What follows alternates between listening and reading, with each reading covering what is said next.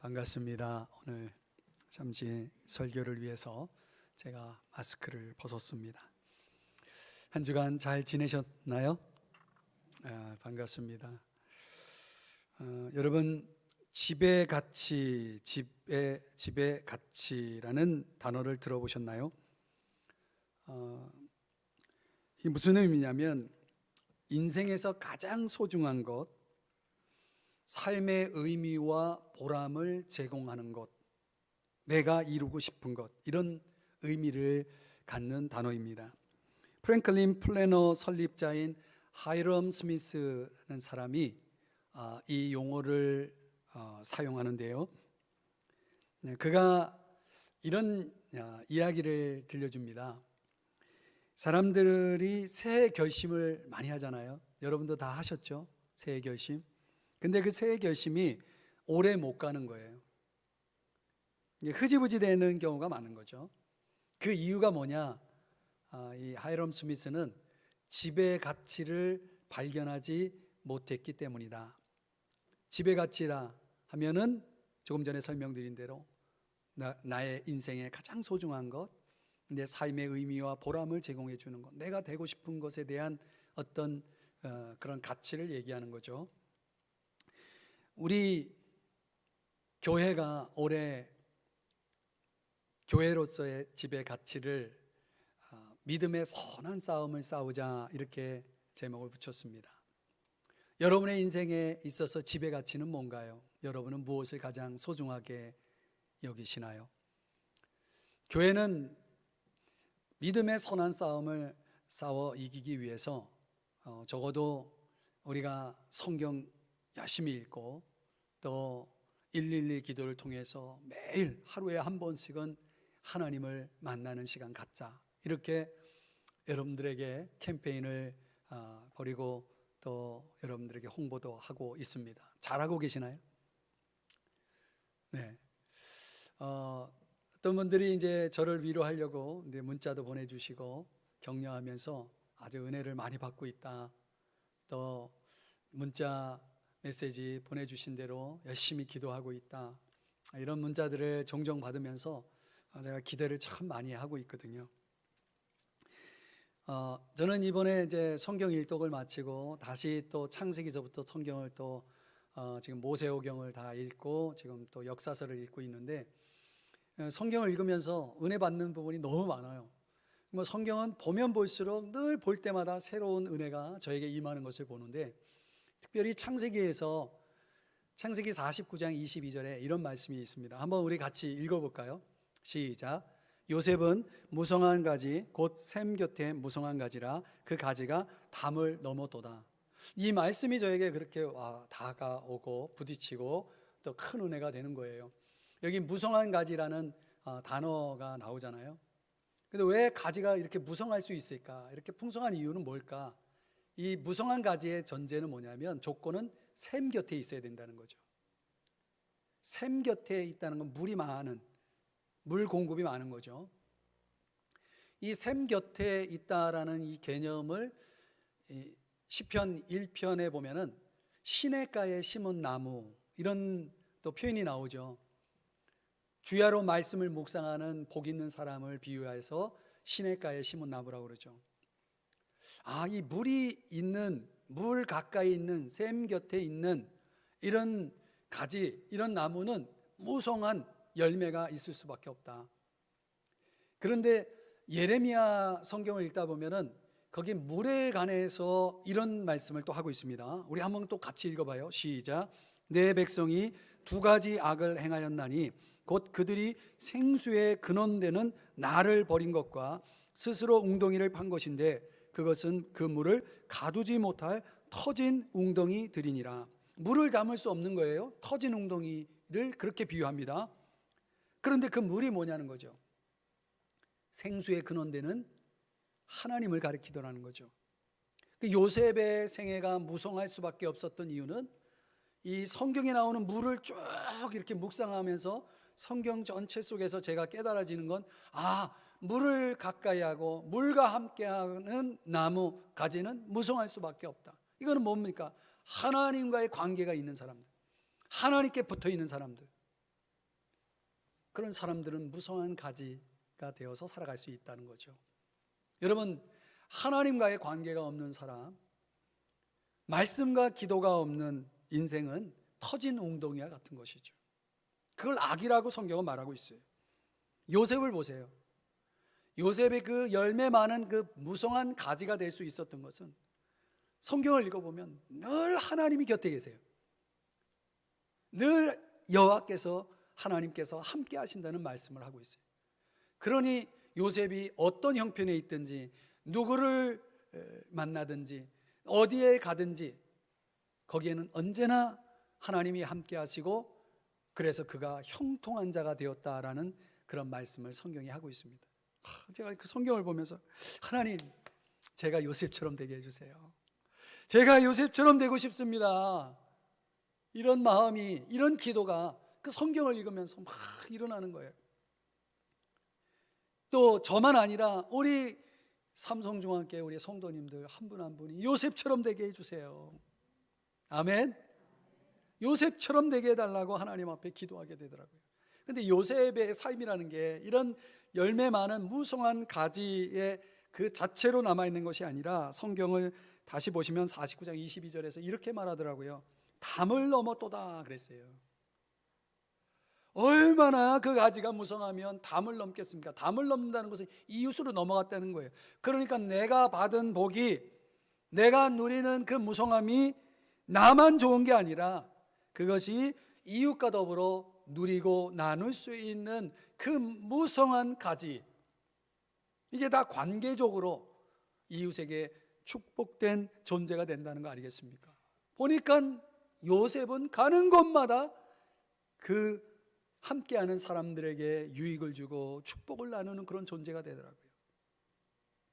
그래서 제가 요셉처럼 되게 해주세요. 요즘 그렇게 기도하고 있습니다. 요셉처럼 되게 해주세요. 여러분도 요셉처럼 되게 해주세요.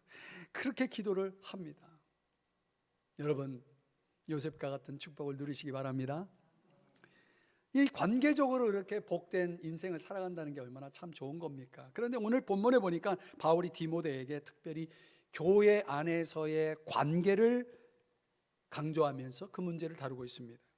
한평생 살아가면서 관계만큼 중요하고도 소중한 것이 어디 있겠습니까? 교회에서도 마찬가지예요. 이처럼 우리가 그런 관계 속에서 우리가 그 관계를 잘 이루어 나간다는 것은 거기엔 성숙이 필요하죠. 그러니까 지난주에 성숙에 대해서 이야기하면서 성경 열심히 읽읍시다, 영적 은사를 활용하십시다, 자아 성찰이 있어야 됩니다, 이렇게 강조를 했잖아요. 그 연장선에서 신앙적으로 성숙한 사람들, 인격적으로 성숙한 사람들은 관계를 참 잘해 나가는 것을 볼 수가 있습니다. 자, 그렇다면 여러분, 우리가 교회 안에서 어떻게 관계를 맺어 가야 할까?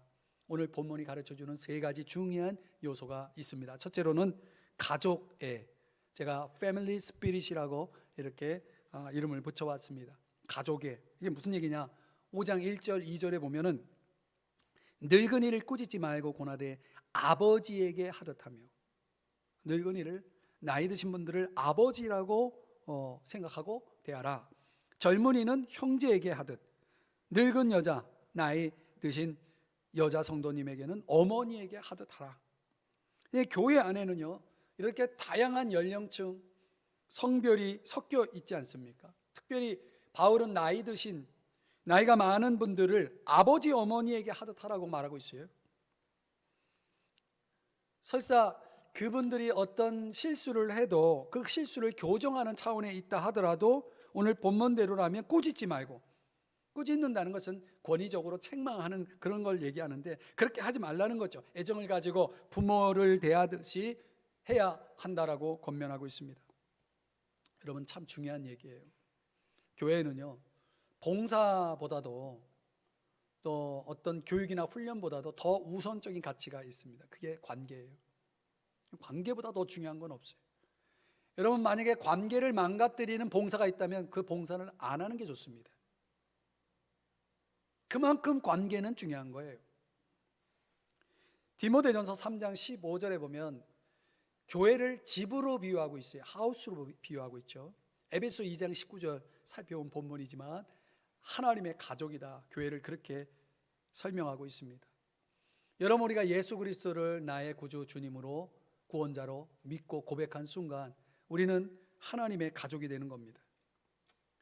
내 이름이 교회에 등록이 돼 있든 아니든, 내가 교회에 소속돼서 어떤 봉사를 통해서 교회의 어떤 역할을 감당하든 그렇지 않든, 내가 예배에 참석하든 아니든, 내가 예수님을 믿는다면, 그분을 그렇게 고백한다면 그 사람은 하나님의 가족인 거예요. 그런 모든 내용들과 상관없이, 그러니까 가족이 된다는 건 믿음의 필연적인 결과죠. 그러니까 태어나면 가족이 없을 수 없잖아요. 그러니까 우리가 믿으면 교회라는 가족이 우리에게 주어지는 거죠. 어떤 사람은 천성적으로 굉장히 사람을 좋아하고 굉장히 사교적인 분들이 있죠. 그런 분들에게 있어서는 교회가 사람이 있다는 게 참 좋은 거죠. 근데 어떤 분들은 천성적으로 기질적으로 그런 게 잘 안 되는 사람이 있어요. 사람이 별로 좋지 않고 그냥 혼자 있는 게 좋은 사람들. 그렇다고 해서 그 사람이 홀로 있으면 안 되는 거죠. 왜냐하면 가족이니까. 교회 이름을 등록하지 않는 그리스도인이 있죠. 매 주일 예배 참석을 거절하는 그리스도인도 있죠. 하나님은 사랑한다고 하면서 교회는 싫다라고 말하는 사람도 있죠. 어떻든 그런 사람들이 생각하는 교회는 뭡니까? 나 한 사람, 나 하나의 교회, 그런 교회는 존재하지 않습니다. 하나님은 사적으로 개인적으로 구원을 주신지 않습니다. 어떤 면에서는 교회가 된다는 건, 가족이 된다는 건 추가사항이 아니라 그거는 필수인 거죠. 그래서 믿음의 한 식구가 되어 간다, 함께 한다라고 하는 것은 행복한 대가족이 된다는 의미는 아니에요. 왜냐하면 믿음의 형제 자매로 만나는 사람 중에는 정말 훌륭한 사람들만 있는 게 아니거든요.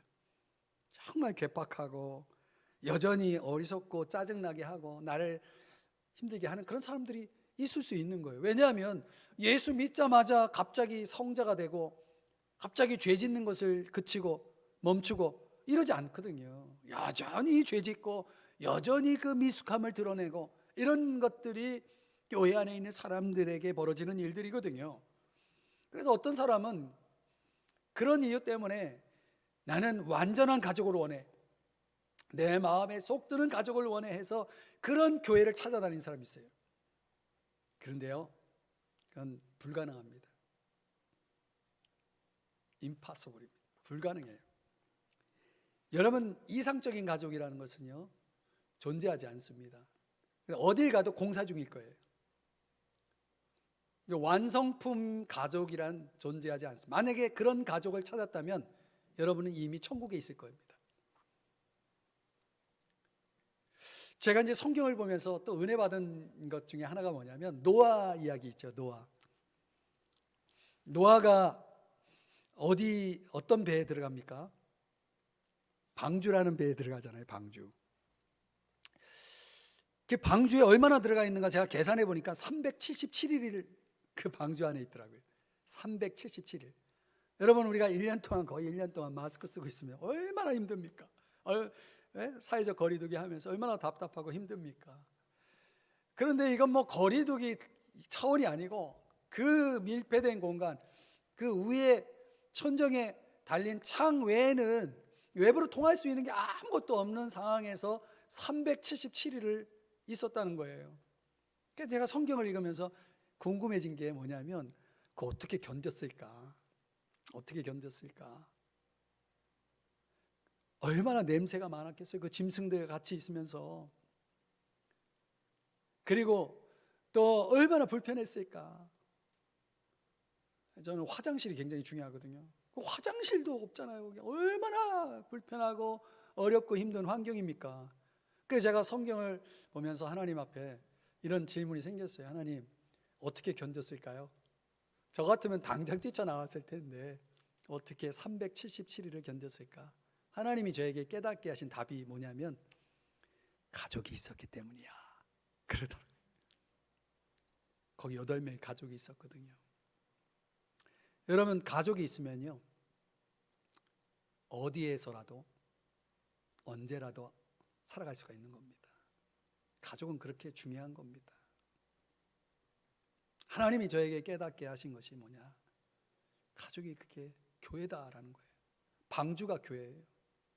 여러분, 방주에서 나가면 죽는 거예요. 왜 하나님이 방주에 있으라는 겁니까? 살려면 있으라는 거예요. 교회가 싫다고, 방주가 싫다고 뛰쳐나가면 죽는 겁니다. 하나님이 나오라 하실 때까지는 있어야 되는 거예요.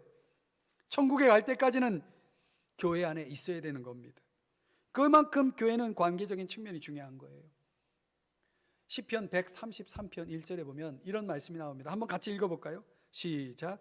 형제가 연합하여 동거함이 어찌 그리 선하고 아름다운고. 여러분, 참 이 표현이 얼마나 귀합니까?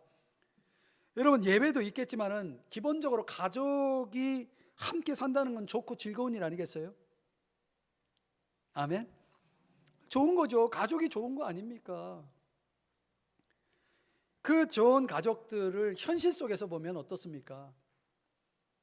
천국입니까? 아니잖아요. 살다 보면 경쟁도 있고 다툼도 있고. 저도 누이 둘이 있는데 어렸을 때 얼마나 많이 싸우는지 몰라요. 그래도 함께 산다는 게 얼마나 좋은 겁니까? 여러분, 그래서 어떤 사람은 가족을 문제거리라고 생각하는 사람이 있어요. 어떤 사람은 능력을 따져가면서 너는 우리 가족에 필요 없는 사람이야, 너는 필요한 사람이야, 이렇게 능력을 따지고 효율성을 따지면서 가족이니 아니니 이렇게 평가하는 사람도 있을 수 있습니다. 여러분, 아무리 문제가 있고 없고 또 능력이 있고 없고 떠나서 가족은 가족인 거예요. 그래서 우리는 가족 안에서 서로를 뭐합니까? 존중하는 거고, 신뢰하는 거고, 의존하는 거고, 또 함께 즐겁게 살아가는 거죠. 가족은 즐거운 거예요. 교회는 즐거운 곳이에요. 교회는 갈등하는 곳이 아닙니다. 교회는 즐거운 곳입니다. 그래서 오늘 성경은 선하고 아름다운 거 그랬잖아요. 아름다운 거예요. 이게 교회죠. 예수님께서 마가복음 3장 35절 말씀에 우리 한번 같이 또 읽어봐요. 시작. 누구든지 하나님의 뜻대로 행하는 자가 내 형제요 자매요 어머니이니라. 여러분, 그렇죠. 하나님의 뜻을 따르고 있는 우리는 문제거리든 능력이 있든 없든 떠나서 선하고 아름다운 가족인 줄 믿습니다. 그러면 오늘 우리가 교회 안에서 만나는 사람들을 바라볼 때 저 사람이 어디 사는 사람이고 무엇 하는 사람이고 또 저 사람의 직분이 뭐고, 우리가 이런 조건들을 다 따질 수 있겠지만 그런 걸 떠나서 그들은 나의 가족인 거예요. 나의 어머니고 나의 아버지고 나의 동생이고 나의 누이고 나의 가족인 겁니다. 아멘. 그렇게 바라봐야 그게 하나님이 기뻐하시는 거예요. 하나님이 바라시는 관계입니다. 그럼 저와 여러분이 그런 마음 속에서 하나님이 바라시는 가족 관계, 그런 관계를 누리시기를 주의 이름으로 축복합니다. 두 번째로 퓨리티입니다. 순결. 여러분, 5장 2절을 보면 젊은 여자에게는, 자, 이 부분은 좀 특별히 다른 표현과 좀 다르게 온전히 깨끗함으로 이 부분을 강조하고 있어요. 예, absolute purity를 강조하고 있습니다. 절대적으로 깨끗해야 된다, 순결해야 된다는 것을 강조하고 있습니다. 여러분, 왜 이런 부분을 바울이 강조하고 있을까? 여러분, 교회만큼 이성의 접촉이 빈번한 곳이 있습니까? 아마 교회가 가장 빈번한 곳 아니겠습니까? 그랬을 때 분명히 이성의 유혹을 많이 받을 수 있는 장소가 저는 교회가 될 수 있다. 바울이 그걸 인식했기 때문에 이 부분을 지금 강조하고 있다고 봅니다. 그렇다고 뭐 이성을 멀리 할 수 있습니까? 그렇게 할 수 없잖아요. 관계를 위해서는 이성을 가까이 해야 되는데, 그럴 때 있어야 될 게 뭐냐? 남자 성도가 여자 성도에, 여자 성도가 남자 성도와 교제할 때 깨끗함이 있어야 된다. 퓨리티가 있어야 된다. 절대적인 absolute, 이 단어를 NIV 성경에서는 강조하더라고요. 그러니까 이거는 정말 우리가 실수하지 않도록 조심하라, 경계하라, 이 부분을 강조하고 있는 것 같아요. 4장 12절 말씀에 보면 똑같은 단어가 또 한 번 나옵니다. 정절이라는 것이 믿는 자에게 본이 되기 위해서는 꼭 있어야 된다. 이 퓨리티를 강조를 합니다. 작가 오스카 와일드는요, 자신의 작품에서 농담 섞인 말을 하더라고요. 이런 표현이 나옵니다. 유혹을 제거하는 유일한 길은 그것에 굴복하는 것이다. 이게 농담입니다. 또 나는 어떤 것이라도 저항을 할 수 있습니다. 유혹만 빼놓고. 가만히 생각하면 참 웃음이 나오는 말이죠.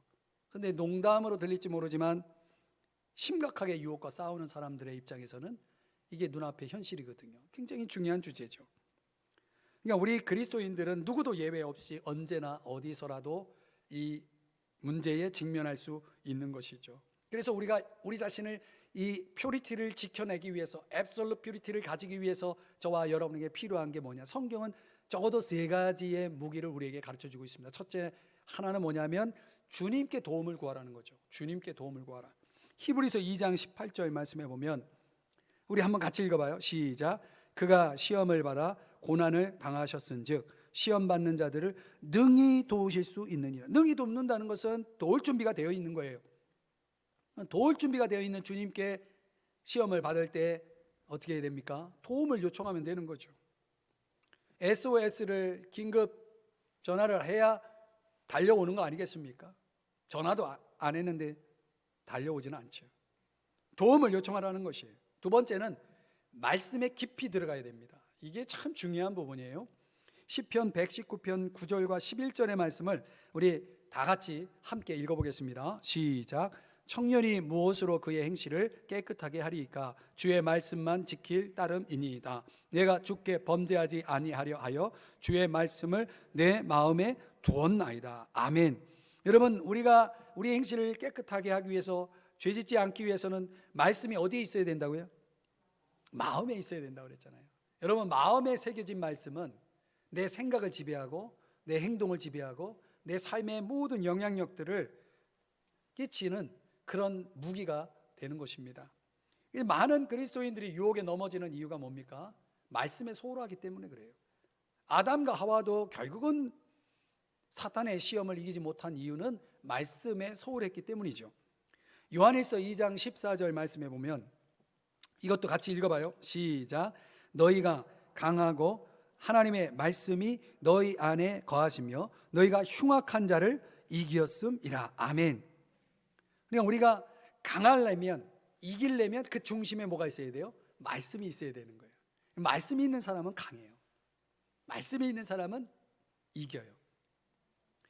또 뭐가 필요하냐? 유혹에 빠지지 않게 해달라고 기도해야 되는 거예요. 마태복음 6장 13절 말씀 또 같이 읽어볼게요. 시작.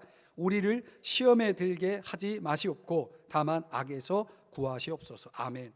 예수님이 가르치신 기도거든요.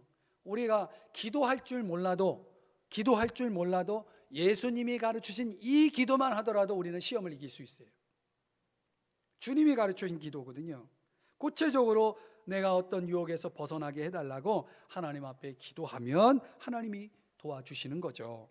여러분, 우리가 잘못 선택을 했을 때에 우리에게 구원의 기쁨이 사라지고 또 다른 사람과의 이런 다른 사람들에게 미칠 수 있는 영향력, 선한 영향력을 잃어버리고 하나님과의 관계가 사라지고 또 다른 사람과의 관계에 손상을 입는 이런 결과가 우리에게 일어나지 않도록 우리는 항상 깨어 있어야 되는 겁니다.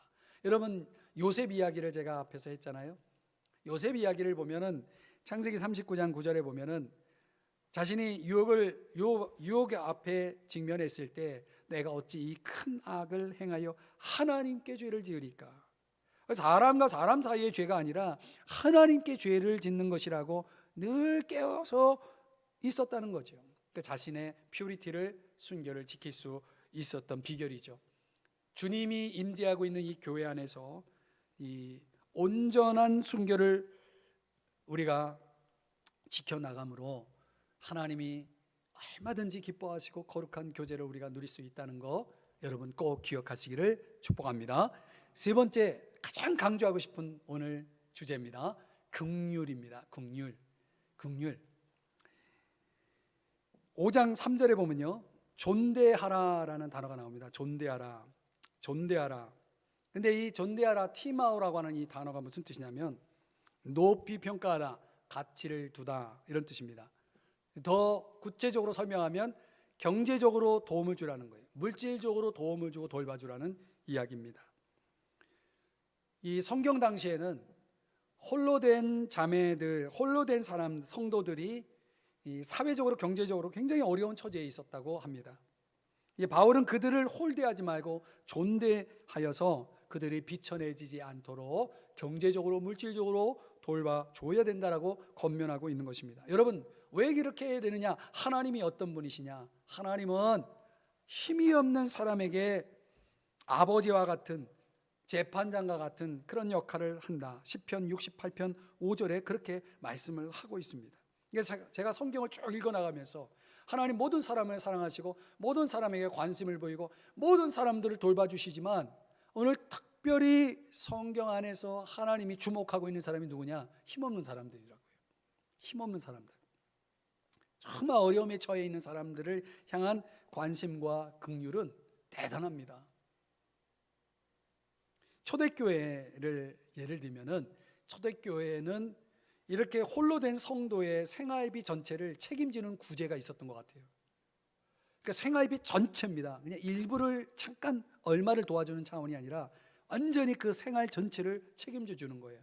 그러니까 얼마나 구제 비용이 많이 나가겠습니까? 성도들이 아무리 헌금을 많이 해도 그 구제비로 나가는 액수가 대단했겠죠. 그러다 보니까 여기서 약간의 남용 내지는 어떤 문제가, 제도적인 문제가 생겼던 것 같아요. 교회가 책임진다라고 하는 차원에서 너무 교회 구조에 의존하는 사람들이 그 가운데는 있었던 것이죠. 그러다 보니까 이렇게 구제를 하고 하다 보니까 정말 구제할 사람이 나타났는데 이제 구제 비용이 다 떨어진 거죠. 그래 구제할 수가 없는 거예요.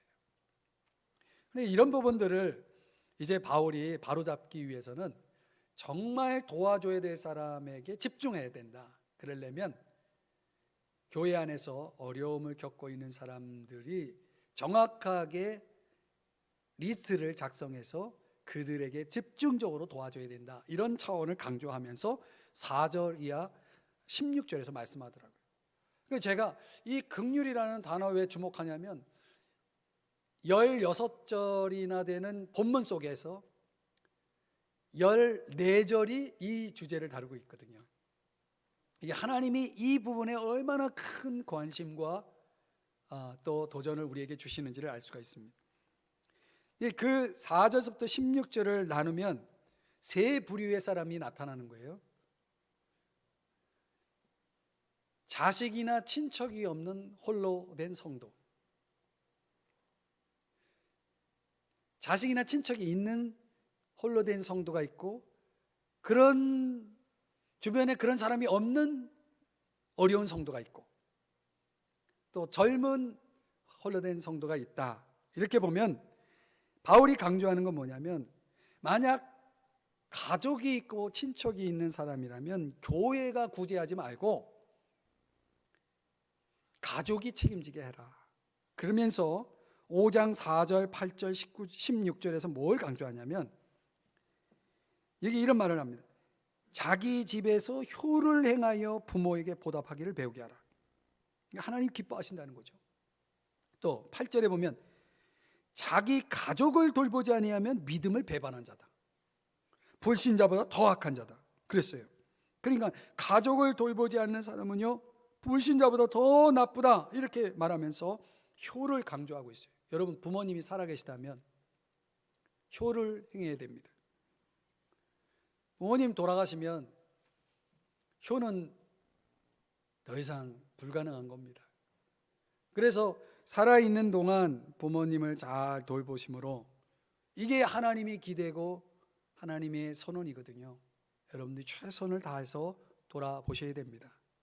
그런데 자녀가 없이 지금 혼자 사는, 우리가 흔히 독거노인이라고 할 때에 저희 교회의 1,000원 클럽이라는 걸 통해서 여러분들이 1,000원짜리 넣어주신 그런 모금한 그런 비용을 가지고 독거노인을 찾아서 이렇게 저희들이 섬기는 일들을 했는데요. 그런 거 하다 보면은 두 종류의 독거노인이 있어요. 자식이 있는 분이 있고 자식이 아예 없는 분이 있고, 그러니까 여기서 말하는 자녀가 없이 홀로 되어 있는 성도라면은 이거는 교회가 책임져야 된다, 이 얘기를 하고 있는 겁니다. 그런데 그런 사람의 기준 특징이 뭐냐면 5장 5절을 보세요. 우리 한번 5절 말씀 같이 읽어보겠습니다. 시작. 참 과부로서 외로운 자는 하나님께 소망을 두어 주야로 항상 간구와 기도를 하거니와. 이게 보니까요, 홀로 있다 보니까, 혼자 있는 시간이 많으니까 외롭죠. 외로울 때 여기 보니까 하나님께 소망을 두어서 주야로 항상 간구와 기도를 하거니와. 실제로 이런 분이 제가 아는 분 중에 있거든요. 우리 교인이 아니지만은. 근데 이분은 정말 늘 교회에서 살아요. 문자적으로 항상 기도하며 사시는 분이에요. 그런 분은 하나님께만 소망이 있는 거예요. 근데 하나님께 소망이 있다는 게 이게 뭘 또 의미하냐면 10절에 가보면요, 선한 행실의 증거가 있는 사람이에요. 이분은 하나님께 소망을 두고 기도하는 삶을 생활을 할 뿐만 아니라 영적인 자녀들을 돌아보고 나그네, 특별히 교회 지도자들을 대접하고, 그 당시로는 선교하는 복음을 전하는 사람들 나그네 중에 많았거든요. 그래서 교회 지도자들을 대접하고 성도들의 발을 씻기고 어려운 환난을 당하고 있는 사람들을 구제하고, 자기도 도움을 받지만 구제를 하고, 또 선한 모든 일들을 행하는 사람이다, 이렇게 말하고 있는 거죠. 그러니까 평소에 교회에서 하루 종일 기도하죠. 또 이렇게 도움이 필요한 사람들에게 몸소 비이기적이고 고귀한 이 봉사를 마다하지 않죠. 이런 사람들은 교회가 적극적으로 그들의 생활비를 지원하라는 그런 당부를 지금 바울이 디모데에게 하고 있는 거죠. 그런 사람들을 골라서 구별해서 도와야 된다.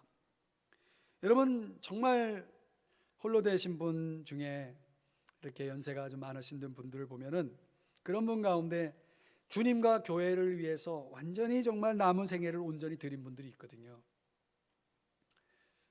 제가 아는 분 중에도 그런 분 보면은 참 하나님께서 놀랍게 쓰시는 걸 봐요, 진짜.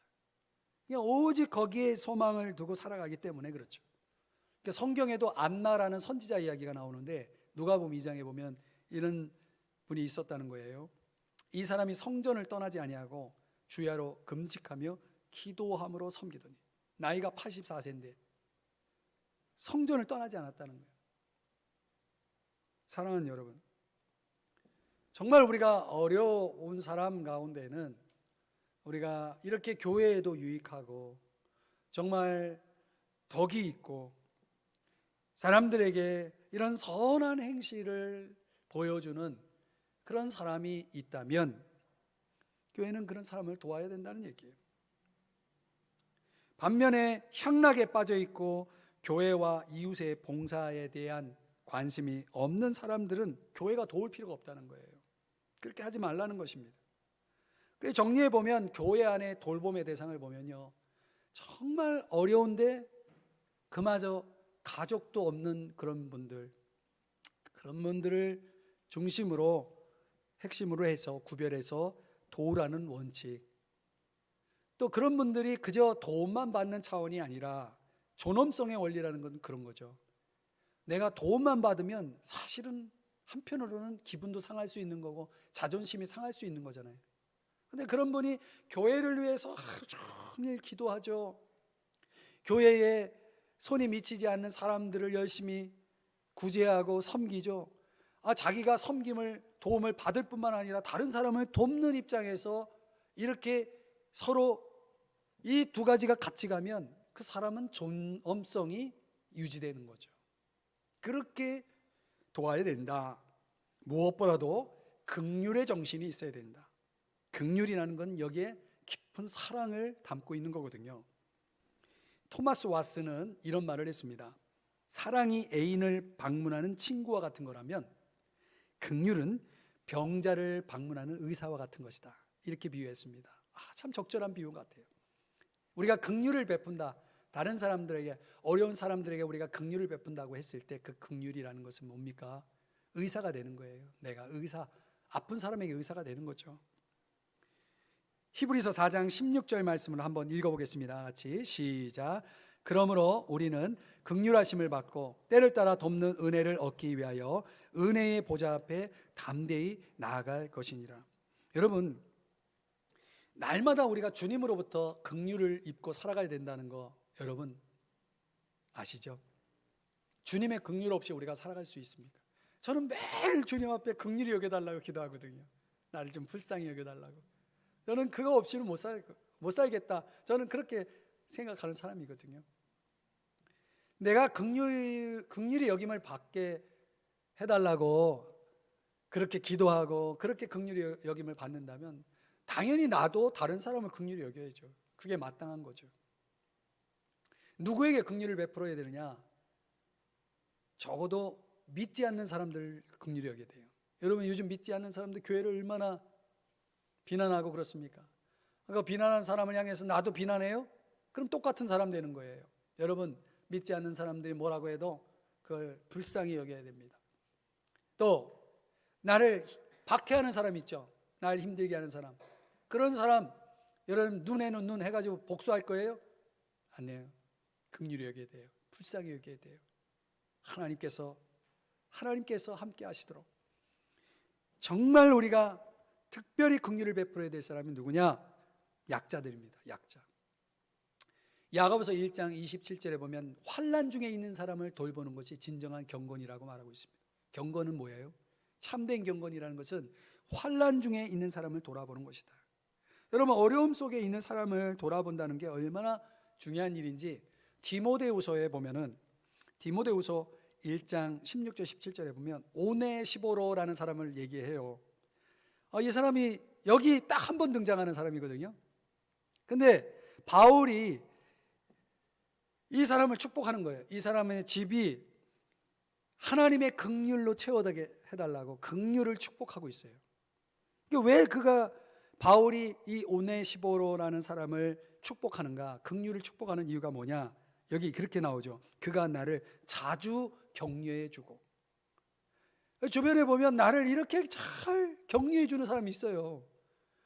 그러면 얼마나 고마워요.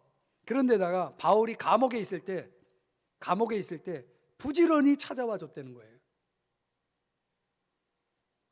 여러분, 바울이 이 오네시보로를 얼마나 극진하게 생각했겠냐는 거죠.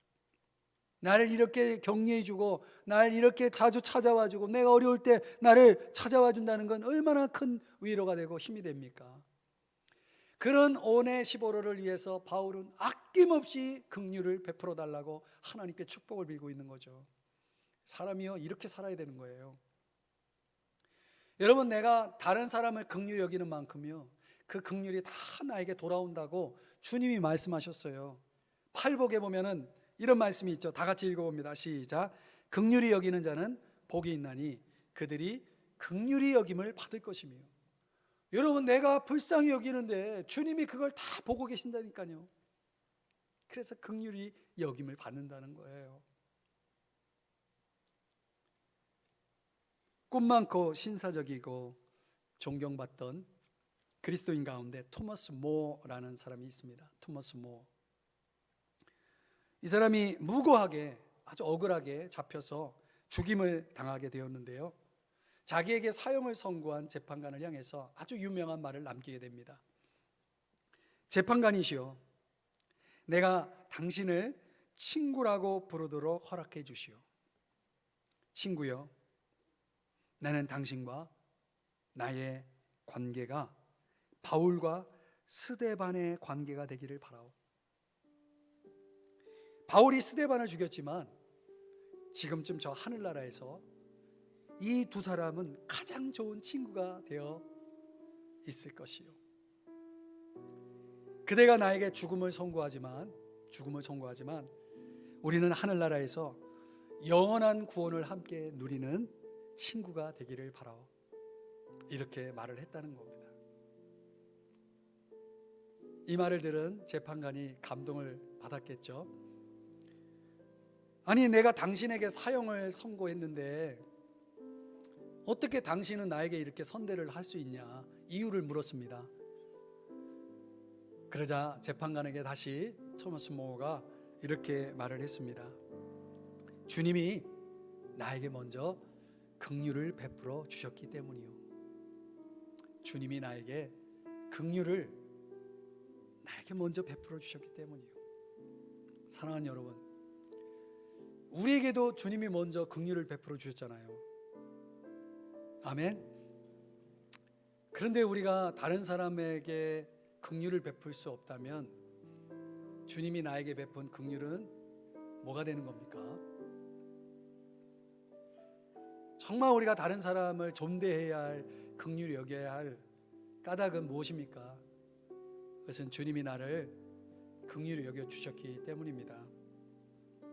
여러분, 마라톤 있죠? 마라톤의 가치는 우승이 아니라 완주에 있대요. 모든 마라토너들이, 완주한 마라토너들이 여러분 박수를 받는다는 거 아십니까? 인생의 의미는요, 성공에 있지 않고 공생에 있대요. 공생, 함께 사는 것.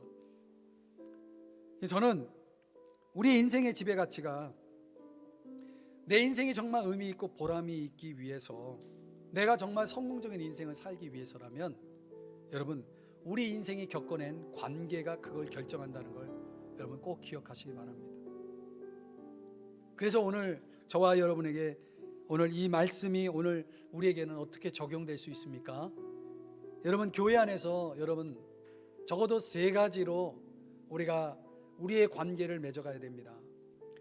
여러분이 만나는, 교회 안에서 만나는 사람들은 다름 아닌 패밀리 스피릿, 가족이라는 거예요. 저 사람이 집사가 아니고 권사가 아니고 저 사람이 성도가 아니고 내 가족이라고 여러분 느끼셔야 되는 거예요. 그렇게 받아들이셔야 되는 거예요. 가족일 때 내가 얼마나 그들을 가족처럼 대하겠어요. 그렇죠? 또 이성인 성도에 대해서는 absolute purity예요. 완전한 순결로 대해야 됩니다. 완전한 순결이 있어야 됩니다. 제가 강조하고 싶은 3번째, 어려운 성도가 있습니다. 조금만 눈을 크게 뜨면 보입니다. 어려운 성도를 보셨을 때 내가 다 도울 수는 없겠죠. 교회가 그들을 다 도울 수는 없겠죠. 그러나 내가 도울 수 있는 사람은 있죠. 그들을 존대해 주시고 그들에게 긍휼을 베풀어서 그들의 필요를 채워주신다면 여러분, 앞서서 설명드렸던 요셉처럼 여러분의 인생은 무성한 가지가 담을 넘는 인생이 될 줄 믿습니다. 제가 이 설교를 준비하면서 우리 교회 모든 성도님들은 무성한 가지가 담을 넘는 것처럼 그런 인생을 살았으면 좋겠다. 오늘 이 설교를 준비하면서 계속 하나님 앞에 기도하면서 한 주간을 보냈는데요. 여러분들, 오늘 이 설교를 듣는 우리 모든 성도님들, 온라인으로 예배 드리고 계신 우리 성도님들, 오늘 이 말씀 여러분 잘 적용하셔서 정말 그 가족이라는 그 의식, 그리고 정말 순결하게, 그리고 무엇보다도 긍휼의 마음을 가지고 여러분에게 다 돌아올 거니까 정말 긍휼히 여기는, 그리고 그들을 돌아보는, 구체적으로 섬겨주는 그러한 복된 삶을 사시기를 주님의 이름으로 축복합니다. 축복합니다. 기도하겠습니다.